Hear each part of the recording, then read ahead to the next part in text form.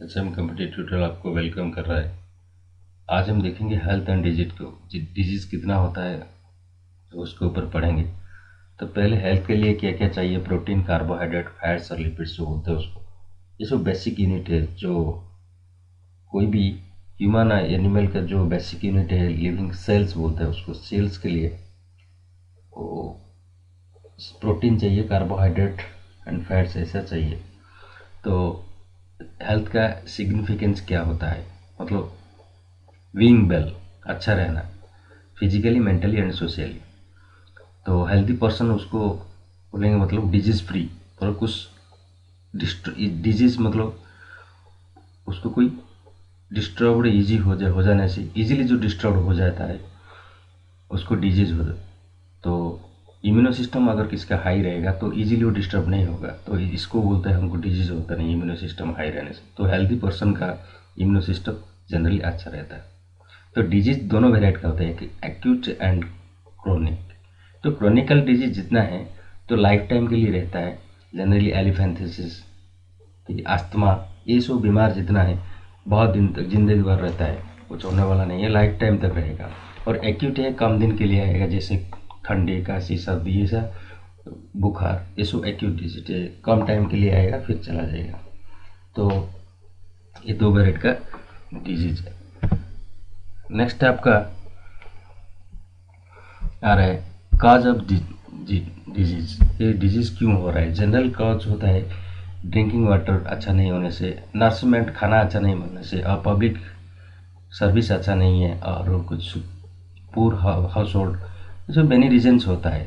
तो इन्फेक्टिव जो disease infection होता है, इन्फेक्शन किसी की वजह से होता है, कुछ माइक्रो ऑर्गेनिज्म जिसमें है वायरस, बैक्टीरिया, ये सब है, इसके वजह से इन्फेक्शन डिजीज होता है। नॉन इन्फेक्शन जिसको होता है माइक्रो ऑर्गेनिज्म, बैक्टीरिया वायरस की वजह से नहीं है, बैक्टीरिया वायरस की वजह से नहीं है, जो दूसरा की वजह से होता है, जैसा cancer, genetic abnormality, high blood pressure, ये सब होता है नॉन इन्फेक्टिव कॉज। ठीक है। तो पेप्टिक अल्सर वो एक नॉट ए क्रॉनिक डिजीज ना हो, क्योंकि वो लंबा जिंदगी भर रहता था, वो क्रॉनिक नहीं है, वो टाइम होने के अभी उसको ट्रीटमेंट आ गया एंटीबायोटिक के माध्यम से। तो ये जो पहले वो था, क्रॉनिक था, वो एक शॉर्ट पीरियड ट्रीटमेंट की वजह से भी वो ठीक हो जाता है, इसीलिए वो एक्यूट डिजीज में कन्वर्ट हो गया। नेक्स्ट आपका आता है इन्फेक्टिव डिजीज एंड एजेंट्स। तो एजेंट कौन कौन है जिसने सर इन्फेक्ट करता है, मतलब इन्फेक्शन होता है किसके वजह से? वायरस के वजह से होता है। और जो एक्नी, ये जो होता है स्ट्रेप्टोकोकस, इसमें स्पेलिंग बोलने का ठीक है, उसमें लिखिए, ये एक्नी होता है जो चर्मी का, जो स्किन का डिजीज है। तो प्रोटोजुआ एक, ठीक है, ट्राइपोनोसोमा, इसमें स्लीपिंग सिकनेस। और एक प्रोटोजुआ कालाजार है, उसका प्रोटोजुआ का नाम, प्रोटोजोन फैमिली जो है, जैसे बैक्टीरिया, वायरस एक प्रोटोजोन है, तो प्रोटोजोन की वजह से कालाजार होता है, और प्रोटोजोन का नाम होता है लाइजमेनिया। ठीक है। अडल्ट वॉर्म, ये वॉर्म फैमिली में आता है। ये सब एक एक एजेंट है, वॉर्म्स, प्रोटोजोन, वायरस, बैक्टीरिया, उसकी एग्जाम्पल दी गई है। हेपेटाइटिस वायरस भी जॉन्डिस होता है, ठीक है, वाटर थ्रो में होता है। और कॉमन कोल्ड वायरस की वजह से इन्फ्लुएंजा, डेंगू, फीवर, एड्स, ये सब। डेंगू, देखिए डेंगू एक मस्कुटर है, एक वेक्टर के में, वेक्टर मतलब मस्कुटर थ्रू में जो होता है। एड्स एक वायरस है, ठीक है, ठीक है। और डेंगू इसमें वायरस नहीं आएगा, यहाँ पे डेंगू लिखा है, ठीक है, ये वेक्टर के माध्यम से होता है, ठीक है। नेक्स्ट है जो बैक्टीरिया, टाइफाइड, टाइफाइड बैक्टीरिया के थ्रू में होता है। टीबी, कोलेरा, अंथ्रैक्स, ये सब बैक्टीरिया के थ्रू होता है। फंगी, फंगल, जितने स्किन का जितना सारा बीमारी, वो सब फंगस की वजह से होता है। प्रोटोजोन, मलेरिया और कालाजार, ये सब रिलेटेड है, बिट क्वेश्चन आता है, तो इसे नेक्स्ट आपका आएगा मीन ऑफ स्प्रेड, कैसे स्प्रेड करेंगे? एयर के थ्रू में स्प्रेड करता है, और कुछ वाटर और सेक्सुअल एक्ट में। देखिए एयर के थ्रू में common cold, pneumonia, TB, TB ये सब होता है, वाटर, कोलेरा, ऐसे ऐसे होता है। और सेक्सुअल एक्टिविटी, एचआईवी जैसे सिफिल्स, मॉस्किटोस के माध्यम से जो होता है जनरली, वो जैसे मलेरिया, माइनोफिलिस, तो लेडी एनोफिलिस की वजह से मलेरिया होता है। तो ऐसे ही एडिस डेंगू ऐसे होता है, इस मस्कुटर के वो भी एक वेक्टर है। ठीक है, नेक्स्ट आपका आता है organ specific and tissue specific manifestations. कौन सा ऑर्गन को कौन सा बीमारी होने से पकड़ता है। तो टीबी होने से लंग्स को पकड़े, जॉन्डिस लीवर को, HIV immuno system, malaria liver को, एंड स्मॉल इंटेस्टाइल को, लीवर को, आरबीसी को, और जापानीज एनसीफेलाइट जो ब्रेन फीवर है उसको, ब्रेन को पकड़ता है। नेक्स्ट आपका inflammation. What is inflammation? It is a symptom because कुछ भी सपोज कुछ आपको बुखार लगा, थोड़ा रेस्ट करनी है, तो बुखार आने से पहले जो कंडीशन है आपका उसको इन्फ्लामेशन बोलते हैं। तो इन्फ्लामेशन मेडिसिन खा के भी ठीक हो सकता है। ठीक है, तो सिम्टम, इन्फ्लामेशन मतलब आपको सिम्टम जनरली बोलता है। ठीक है, ये सिम्टम की वजह से हो रहा है, तो कोई भी सिम्टम जो है उसको इन्फ्लामेशन बोलता है। और बीमार आने से पहले जो से आपको सिम्टम दिखाई देता है उसको इन्फ्लामेशन स्टेज बोलते हैं। नेक्स्ट आपका आता है प्रिंसिपल ट्रीटमेंट एंड प्रिवेंशन। तो प्रिंसिपल्स ऑफ ट्रीटमेंट क्या क्या करेंगे। पहले प्रिवेंशन बेटर होगा ट्रीटमेंट से पहले। तो हमको प्रिवेंशन होने के लिए पब्लिक हाइजीनिक रहना है, ओवर क्राउडेड नहीं रहना है, ड्रिंकिंग वाटर सेफ रहना है, मॉस्किटो को ब्रीडिंग करने नहीं देना आसपास में, और प्रॉपर सफिशेंट फूड एंड नर्सिमेंट रहना है, इम्यूनाइजेशन सबको करना है। ठीक है, next natural resources, next chapter जो है। तो नेचुरल रिसोर्सेस, तो नेचर में जितने सारे रिसोर्स है बेसिकली तीनों है, लैंड, वाटर, एयर। तो लैंड को लिथोस्फीयर बोलते हैं, वाटर को हाइड्रोस्फीयर, एंड एयर को एटमॉस्फेयर बोलते हैं। तो ये तीनों में जो इंटर रिलेशन है वो कौन है बीच, ये तीनों में जो inter relation, the interactor prive of three, तो उसको बोलते हैं बायोस्फीयर। तो एटमॉस्फेयर में क्या क्या है देखेंगे, क्या क्या होता है एटमॉस्फेयर की वजह से। अगर अर्थ में एटमॉस्फेयर है, मून में तो नहीं है एटमॉस्फेयर, इसीलिए उसमें रात में ज़्यादा कोल्ड, दिन में ज़्यादा गर्मी होता है। तो एटमॉस्फेयर की वजह से एवरेज टेम्परेचर ऑफ अर्थ को temperature on the earth is average में रखता है। विंड मूवमेंट होता है। ठीक है, विंड्स मूवमेंट सी से लैंड को, लैंड से सी को पानी हवा ज़्यादा रहता है। इसको नेचुरल फिनोमेनन्स ये ऑटोमेटिक होता रहेगा ड्यू टू एटमॉस्फेरिक इफेक्ट जो।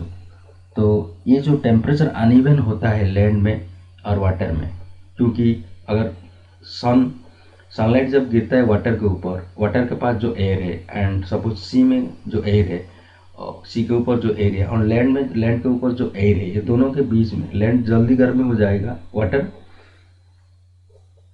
तो ये दोनों से वाटर और लैंड, एक लिक्विड है एक सॉलिड है, ये दोनों में जल्दी जो गर्मी हो जाएगा, वहाँ का एयर जल्दी गर्म हो जाएगा तो ऊपर उठ जाता है। फिर दूसरे जगह से जहाँ गर्मी नहीं हुआ है वहाँ से, फिर जहाँ से गर्मी होकर एयर ऊपर चला जाएगा तो वहाँ से वो लो प्रेशर होकर दूसरे जगह से एयर आएगा वहाँ तक, तो वो बोलते हैं लो प्रेशर क्रिएट होता है वहाँ पे। ठीक है, लो प्रेशर और डिप्रेशन दोनों, उसको डिप्रेशन बोलते हैं। तो uneven heating of atmosphere in different region of earth के लिए ये सब एटमॉस्फेरिक फिनोमेना होता रहता है। ठीक है, तो जमीन जल्दी गर्म हो जाता है वाटर की वजह से, इसलिए विंड फ्लो होता रहता है। रेंस तो आपको मालूम है, जो पहले हॉट एयर जाता है ऊपर, वो ऊपर जाके कूलिंग होता है, कूलिंग ऑफ वाटर वेपर को कंडेंसेशन होता है, उसको जो कंडेंसेशन होकर ड्रॉपलेट पैदा करता है, और वो ड्रॉपलेट जब dust particles and suspended particles जो एटमॉस्फेयर में रहता है उसमें मिल जाता है, तो वो कंडेंसेशन होके, ठीक है, dust particle condensation of water, तो उसमें जो कंडेंसेशन कैसे होता है, ये तो गर्मी हवा अगर ठंडा होता है, ठीक है, वो तो कंडेंसेशन हुआ है, किसके वजह से, फिर बादल बन गया, मतलब क्लाउड बन गया। टीनी ड्रॉपलेट जो रहता है, वो टीनी ड्रॉपलेट बनता है डस्ट पार्टिकल जो एयर में रहता है, तो उसमें मिलके वो टिनी मिल जाने से टिनी पार्टिकल्स बन जाते हैं। ठीक है, अगर ज़्यादा ठंडा हो जाएगा वो स्नोफॉल होगा, वहाँ पे स्नो होगा, नहीं तो स्लीट्स हेल्स होता रहता है। ठीक है, स्नो रेन जो बोलते हैं प्रेसिपिटेशन, उसको बोलता है एनफ ठंडा होने से और ज़्यादा ठंडा होने से। नेक्स्ट है आपका एयर पोल्यूशन।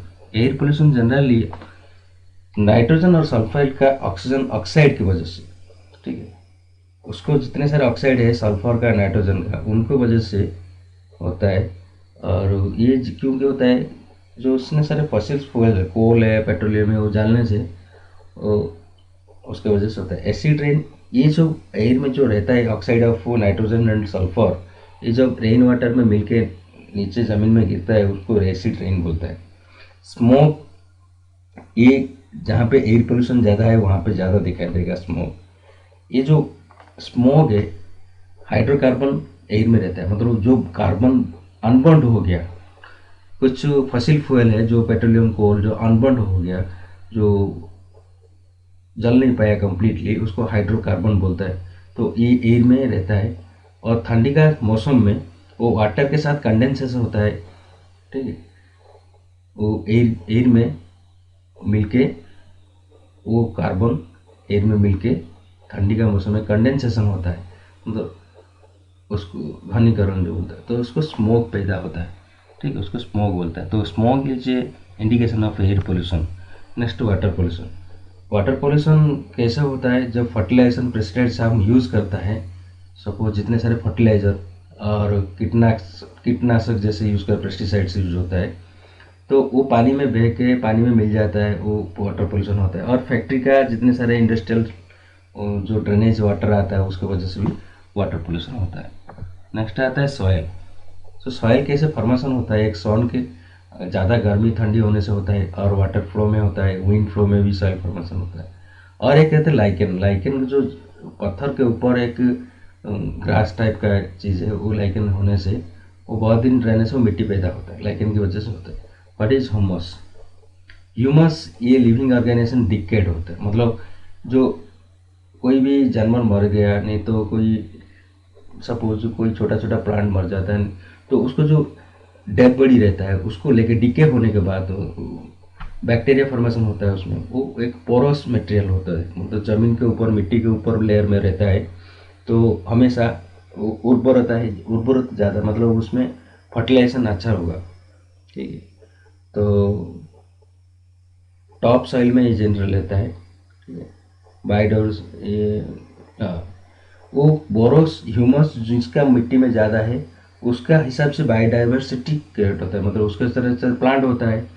तो उसी हिसाब से अगर ज़्यादा पोरस मटेरियल ह्यूमस मटेरियल है तो मतलब ज़्यादा पोरस है, मतलब ज़्यादा पोरस है, मतलब उसका प्लांट उसी हिसाब से होगा।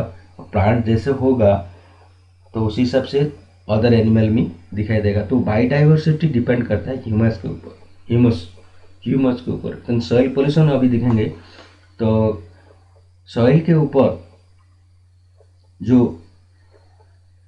सब्सटेंस रहना चाहिए अगर वो नहीं रहेगा, डिस्टर्ब होगा, तो उसको सॉइल पोल्यूशन कहता है। सॉइल इरोजन होता है, इरोजन मतलब मिट्टी बह जाता है जो, तो उसके डिफॉरेस्टेशन, अगर जंगल साफ कर देंगे तो मिट्टी भी साफ हो जाएगा वहाँ का, तो उसको बोलते हैं सॉइल इरोजन। ठीक है, नेक्स्ट आपका आता है बायोकेमिकल साइकिल। देखिए पहला था वाटर साइकिल। वाटर साइकिल में फिगर में आपके सामने है, तो पहले वाटर गया समुद्र से या पानी के नीचे कलेक्शन हो गया, इवापोरेशन हुआ, ठीक है, मतलब वाटर टू गैस हुआ, स्टीम हुआ, वो ऊपर जाके डस्ट पार्टिकल और अदर सस्पेंस जो प्रेजेंस है एटमॉस्फेयर में उसमें मिलकर कंडेंसेशन हो गया, और कंडेंसेशन होके जब प्रेसिपिटेट हो गया तो ज़्यादा ओजन हो गया, वो ओजन होके वो नीचे फिर बारिश के ड्रॉपलेट के आकार से नीचे गिरा है। ठीक है, तो उसको बोलते हैं वाटर साइकिल। तो वाटर ऊपर जाता है फिर नीचे आते, कंप्लीट साइकिल होता है। तो ये इवापोरेशन तो ओनली वाटर से नहीं होता है, लीफ प्लांट से भी होता है। ठीक है, जो पत्ता है, प्लांट का पत्ता है, वहाँ से भी इवापोरेशन होता है, लेकिन उसको इवापोरेशन नहीं बोलते हैं, उसको ट्रांसमिशन शायद बोलते हैं, ठीक है, वो तो वहाँ से वाटर वेपर वो खींचता है, ठीक है। नेक्स्ट ये वाटर साइकिल हो गया। नेक्स्ट आपका आता है नाइट्रोजन साइकिल। इसमें नाइट्रोजन से दो वर्ड याद रखना है। जब नाइट्रोजन बॉडी को, ह्यूमन बॉडी को नाइट्रोजन साइकिल में नाइट्रोजन ज़रूरत पड़ता है। जनरली अमीनो एसिड जो है एक अच्छा प्रोटीन है, उसको तो नाइट्रोजन से बना हुआ है। तो ह्यूमन बॉडी का एनिमल जिसको भी हो चाहिए प्रोटीन जितना है नाइट्रोजन में ही रहता है। तो ह्यूमन बॉडी को तो नाइट्रोजन आना चाहिए। तो हम तो डायरेक्ट, क्यों, नाइट्रोजन एक इनर्ट गैस है, वो तो डायरेक्ट नाइट्रोजन ले नहीं सकता, बॉडी में लेगा तो भी मिलेगा नहीं वो। तो इसको कैसे हमने फूड के थ्रू में लेता है। तो बहुत सारे फूड में अमीनो एसिड रहता है। तो जनरली वो तो एयर में 78% नाइट्रोजन है। तो उसको हम कैसे कंजप्शन करता है, पहले एयर में रहता है। जब वो थंडरिंग होता है, लाइटनिंग होता है, उसमें एयर में हाई प्रेशर एंड टेम्परेचर की वजह से वो आके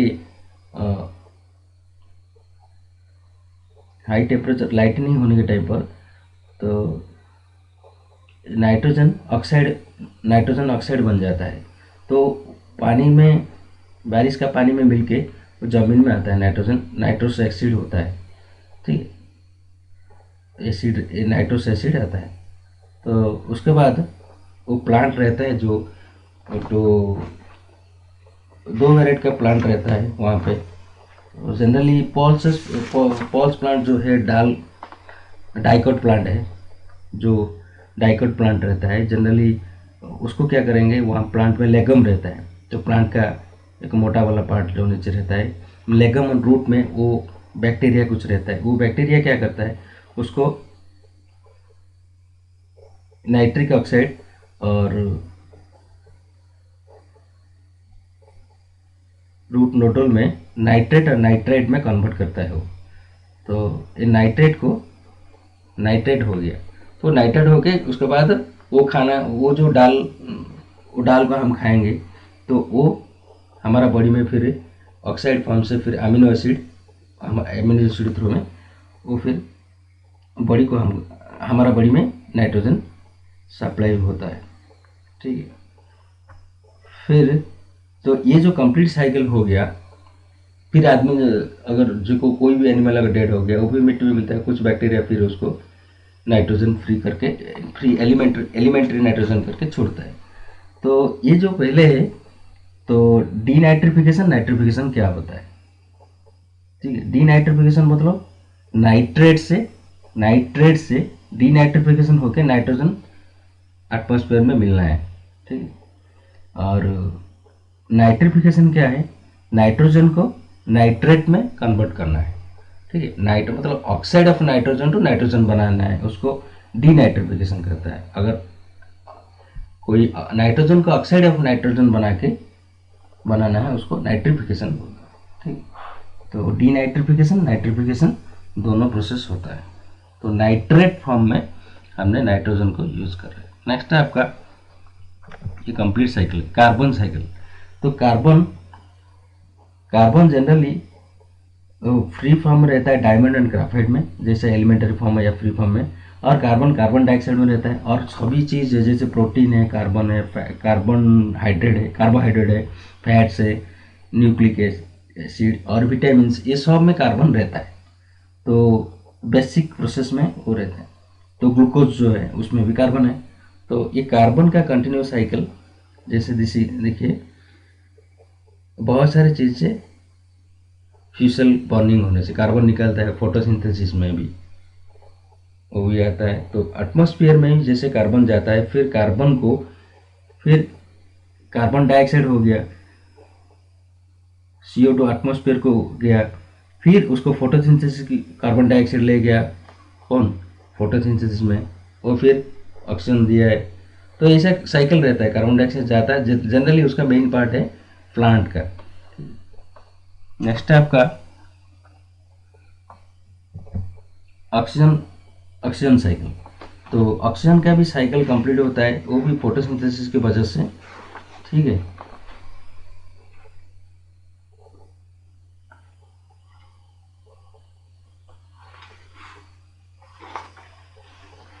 ऑक्सीजन का साइकिल वो भी फोटोसिंथेसिस की वजह से हो रहा है। तो ऑक्सीजन का जरूरत होता है कंबशन के, रेस्पिरेशन के लिए, और ऑक्सीजन फॉर्मेशन हो जाता है। तो ऑक्सीजन फिर रिटेन होता है एक ही माध्यम से, ओनली फोटोसिंथेसिस माध्यम से वो फिर कंप्लीट साइकिल बनता है, ठीक है। और ग्रीन हाउस इफेक्ट, उसके बाद देखेंगे ग्रीन हाउस इफेक्ट। तो कार्बन डाइऑक्साइड जब एयर में बढ़ जाएगा तो उसके वजह से होता है टेम्परेचर, जो एवरेज टेम्परेचर वर्ल्ड का रहना चाहिए वो नहीं रह पाएगा, तो टेम्परेचर एवरेज के ऊपर चला जाएगा, क्योंकि कार्बन डाइऑक्साइड क्या करता है, टेम्परेचर को पकड़ के रख देता है, तो इसलिए टेम्परेचर एवरेज जो टेम्परेचर रहना चाहिए वो बढ़ जाता है, उसको बोलते हैं green house temperature trapping, heat trapping बोलता है उसको, उसको बोलते हैं ग्रीन हाउस इफेक्ट। तो अगर एवरेज टेम्परेचर ऑफ अर्थ बढ़ जाएगा तो उसको बोलता है एफेक्ट ग्रीन हाउस इफेक्ट, और मेन ग्रीन हाउस गैस बोलते हैं मतलब कार्बन डाइऑक्साइड। नेक्स्ट आपका आता है ओजोन लेयर। ओजोन लेयर मतलब तो कार्बन जनरली डाइऑटोमिक स्टेट मतलब O2 स्टेज में रहना चाहिए, लेकिन अभी इधर क्या हो गया, हाँ डाइऑटोमिक स्टेज O2 में रहना चाहिए। अगर ओजोन का अगर कार्बन का 3 स्टेज हो गया, O3 हो गया, उसको बोलता है ओजोन। ओजोन एक पॉइजनस चीज़ है, वो हमेशा टॉप ऑफ द एयर में रहता है, एटमॉस्फेयर के टॉप में रहता है। उसका काम है जो अल्ट्रावायलेट रे आता है सनलाइट का, उसको फिल्टर करके अर्थ को छोड़ता है, तो उसको डिप्लीट हो जाता है, मतलब थीन हो जाता है ड्यू टू ज़्यादा CFC गैस मतलब क्लोरोफ्लोरोकार्बन और फ्लोरीन यूज़ करने से। ये जो जनरली फायर एक्सटिंग्विशर से निकलता है, नहीं तो रेफ्रिजरेशन से गैस निकलता है, तो ये सब गैस ज़्यादा होने से वो डिप्लीशन होता है ना, पतला हो जाता है, थिनिंग हो जाता है ओजोन लेयर। तो next food resources and improvement. तो फूड फर्स्ट में ग्रीन रिवोल्यूशन क्या है, फूड ग्रीन प्रोडक्शन को ग्रीन रिवोल्यूशन बोलते हैं। वाइट रिवोल्यूशन मतलब मिल्क प्रोडक्शन को। What is sustain practice in agriculture animal husbandry. तो सस्टेन मीन्स एक इम्पोर्टेंट चीज़ है, एनवायरनमेंट को डिस्टर्ब नहीं करके, मतलब एनवायरनमेंट को बैलेंस रख के, तो डिग्रेड नहीं करना है एनवायरनमेंट को, आपको फूड प्रोडक्शन को बढ़ाना है, तब उसको सस्टेनेबल प्रैक्टिस बोलता है। तो ये mixed farming, intercropping, integrated farming, ये सब प्रैक्टिस है, आगे पढ़ेंगे इसके फार्मिंग के ऊपर। देखिए नीड्स ऑफ डिफरेंट क्रॉप, हमको ज़रूरत क्यों पड़ता है, कार्बोहाइड्रेट एनर्जी के लिए, प्रोटीन पल्स से मिलते हैं, फैट्स ऑयल में, vitamin mineral vegetable and fruits में मिलता है।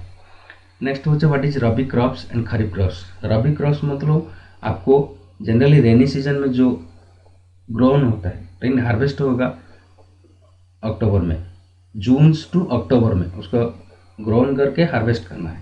पेडी एक रबी क्रॉप है। खरीफ मतलब वो ठंडी का मौसम में ग्रोन होगा, ठीक है, मतलब अप्रैल महीने में वो हार्वेस्ट होता है, लेकिन ग्रोन होगा, उसको काम चालू होगा, ठीक है, मतलब लगाना चालू हो, हाँ ग्रोन होता है कब, जब उसको स्टार्टिंग होता है नवंबर से और अप्रैल तक वो रहता है। तो व्हीट ये सब है। तो बारिश का टाइम मौसम में जो स्टार्टिंग होता है उसको पेडी, सोयाबीन, कॉटन ये सब है। और ठंडी का मौसम में जो लगा जाता है उसको मस्टर्ड, लाइन सीड, व्हीट ये सब है, मतलब ठंडी का मौसम में उसको ग्रोन किया जाता है। Next 3 major groups of crop welding. तो क्या क्या है, क्रॉप को वेल्ड करना है मतलब बढ़ाना है, बढ़ाने के लिए उसको हाइब्रिडेशन करना है, मतलब इम्प्रूवमेंट करना है। पहले एक होता है ब्रीडिंग करना है। What is crop variety, variety करना मतलब ब्रीडिंग करना है, like disease free, resistance free seeds को यूज़ करना है, क्वालिटी सीड्स, हाई वाइल्ड का HY सीड। तो हाइब्रिडेशन करने से ये होता है। हाइब्रिडेशन कितना वेराइटी का होता है, एक inter variety, inter specific, inter generic और जेनेटिकल मॉडिफिकेशन। इंटर वेराइटी मतलब 2 वेराइटी क्रॉप को लेके, ठीक है, ये करना है, डिफरेंट वेराइटी। इंटर स्पेक मतलब 2 स्पेसिस का सेम जेनस में, ठीक है, सेम, लेकिन इंटर जेनरिक मतलब डिफरेंट जेनर, 2 अलग अलग जेनर। ये जो क्लासिफिकेशन हुआ था ना जो एनिमल्स में, जैसे वो भी क्लासिफिकेशन ऑफ प्लांट एनिमल्स में एक जेनरा, जेनस, स्पेसिस वो सब आता है ना उसमें। तो जेनेटिकल मॉडिफिकेशन मतलब एक एक क्लास का रहता है वो। Genetical modification crop, genetical modification मतलब एक जीन इंट्रोड्यूस करना है जिसको हमको जैसा कैरेक्टर चाहिए, मतलब डिजीज फ्री चाहिए और हाई रेजिस्टिव चाहिए, और जैसे जो ज़मीन के लिए चाहिए और जैसा क्लाइमेट के लिए चाहिए उसी हिसाब से उसको हाइब्रिडेशन करना है, तो उसको बोलता है जेनेटिकल मॉडिफिकेशन, उसको बोलता है। नेक्स्ट होता है क्रॉप प्रोडक्शन मैनेजमेंट। तो उसको पहले हो गया कि क्रॉप का इम्प्रूवमेंट हुआ, उसके बाद प्रोडक्शन में क्या मैनेजमेंट करेंगे। एक न्यूट्रेंट, एंड न्यूट्रेंट में वो जो न्यूट्रेंट कहाँ से आता है, एयर, वाटर, सॉइल, ये सब वहाँ से देता है। तो कार्बन, एयर से कार्बन ऑक्सीजन जनरली प्लांट लेता है, वाटर लेता है हाइड्रोजन, वाटर से हाइड्रोजन ऑक्सीजन लेता है जो H2O लेता है, और सॉइल से 13 न्यूट्रन वो कलेक्ट करता है। तो ये जो न्यूट्रन मैनेजमेंट में पहले आता है micro nutrient and micro. Micro मतलब जो ज़रूरत कम है प्लांट को, आयरन, मैग्नीशियम, बोरोन, जिंक कम है, उसको बोलते हैं माइक्रो। माइक्रो मतलब जिसको प्लांट को ज़्यादा ज़रूरत है। तो ये 13 के अंदर ही दोनों दोनों आता है। तो माइक्रो मतलब जिसको ज़रूरत है ज़्यादा, जिन NPK, nitrogen, phosphorus, potassium, calcium, magnesium, sulphur, ये सब बहुत ज़रूरत है। नेक्स्ट आता है मैन्योर, मतलब जैसे डिकम्पोजिशन एनिमल का, जो गोबर है, प्लांट वेस्ट है, ये सब ऑर्गेनिक मटेरियल है, तो ये भी ज़रूरत है। उसको सॉइल को जिससे एनरिच करता है तो उसको मैन्योर बोलता है। तो ये दो वेराइटी का, एक होता है कंपोस्ट हो सकता है, वर्मी कंपोस्ट हो सकता है। कंपोस्ट मिल से, काव डंग से और स्वेज वेस्ट से वो सब बनाता है, और वर्मी कंपोस्ट होने से हम एर्थवर्म को लेके, ठीक है, एर्थवर्म को लेके टू हास्टेन द प्रोसेस, अगर उसमें एर्थवर्म डाल देंगे उसको वर्मी कंपोस्ट बोलेंगे, विदाउट एर्थवर्म में कंपोस्ट बोलेंगे। ग्रीन मैनूर 3 वेराइटी का होता है। तो एक एनरिच सॉइल के लिए डाला जाता है मैनूर, ठीक है।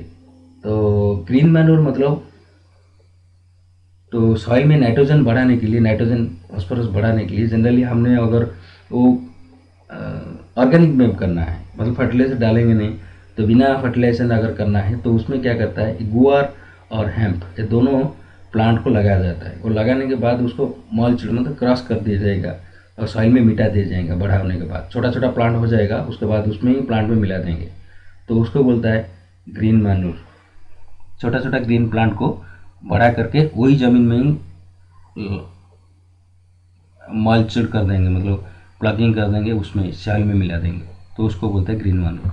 नेक्स्ट होता है फर्टिलाइजर जनरली हम NPK बोलता है, ठीक है, नाइट्रोजन, फास्फोरस, पोटेशियम, फास्फोरस, ये तीनों ज़रूरत होता है। वो जो मैक्रो में आता है, ठीक है, माइक्रो नहीं, ये तीनों मैक्रो है, न्यूट्रिएंट है, ठीक है। तो ऑर्गेनिक फार्मिंग क्या होता है, जिसमें फर्टिलाइजर, हर्बिसाइड, पेस्टिसाइड यूज़ कम होता है, ठीक है, और मैक्सिमम ऑर्गेनिक मैनर में होता है। मैन्योर यूज होगा, बायो एजेंट होगा, ठीक है, टर्मरिक, नीम का पत्ता यूज होगा, ये सब वो ऑर्गेनिक वे में करता है। नेक्स्ट होता है आपका इरिगेशन चाहिए, इरिगेशन, कैनाल, रिवर लिफ्ट, ये सब, rain water harvesting, water manage, ये सब, वाटर सेट मैनेजमेंट, ये सब करना है। तो नहीं तो क्रॉप मैनेजमेंट कैसे होगा। क्रॉप पैटर्न क्या होता है, तो क्रॉप पैटर्न में 3 वेराइटी का, इंटर, रोटेशन और मिक्सड मतलब एक ज़मीन में अगर व्हीट, ग्राम्स, ग्राउंडनट, और दूसरे स्टेज में ग्राउंडनट, सनफ्लावर, और नहीं तो व्हीट के साथ मस्टर्ड मिक्स करके 2 वेराइटी का लगाना है। 2 वेराइटी को अगर एक फेलर हो गया दूसरा तो रहेगा। तो इंटर क्रॉपिंग में क्या होता है, आपको 2 और more crop at a time लगाना है सेम फील्ड में, लेकिन डेफिनेट पैटर्न में। मिक्सिंग में तो मिक्स करके लगाएंगे, लेकिन डेफिनेट पैटर्न मतलब पहला रो वो होगा, दूसरा रो वो होगा, दो लाइन हमने सोयाबीन लगा देंगे और 2 लाइन मैज लगा देंगे।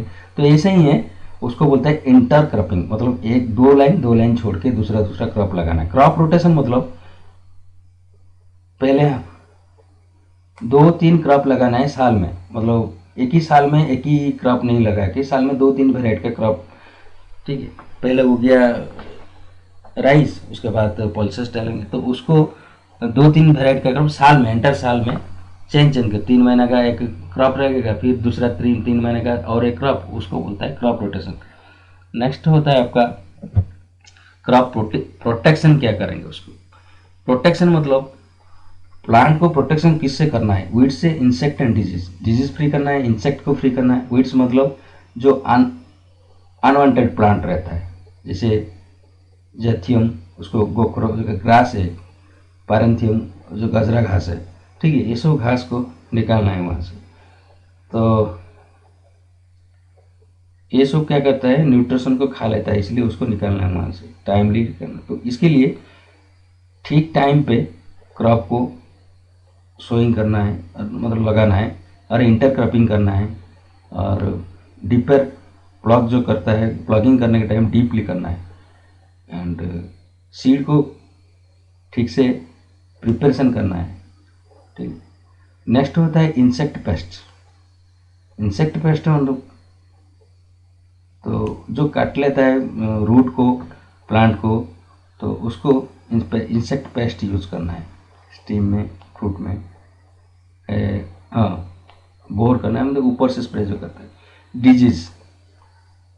डिजीज से बचाने के लिए प्लांट को, जो पैथोजन रहता है, बैक्टीरिया, फंगी, वायरस, ये सब के लिए, तो ये सब तीनों के लिए हमको पेस्टिसाइड यूज़ करना है। पेस्टिसाइड में क्या क्या रहता है, हर्बिसाइड, इंसेक्टिसाइड, फंगिसाइड, ये सब रहता है, तो उसको स्प्रे करता है जनरली, ठीक है। लेकिन एक्सेसिव यूज़ करने से एनवायरनमेंट पोल्यूशन होता है एंड पॉइजनस इफेक्ट होता है प्लांट्स एंड एनिमल के ऊपर। Next, storage of grains, storage करता है। तो अगर स्टोरेज ठीक से नहीं करेंगे, बायोटिक मतलब इंसेक्ट, रोडेंट, फंगीस, ये सब चूहा वुआ खा लेंगे।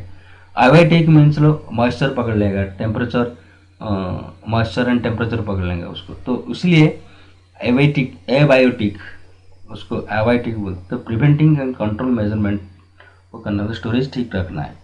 एनिमल हस्बेंड्री नेक्स्ट चैप्टर होता है आपका।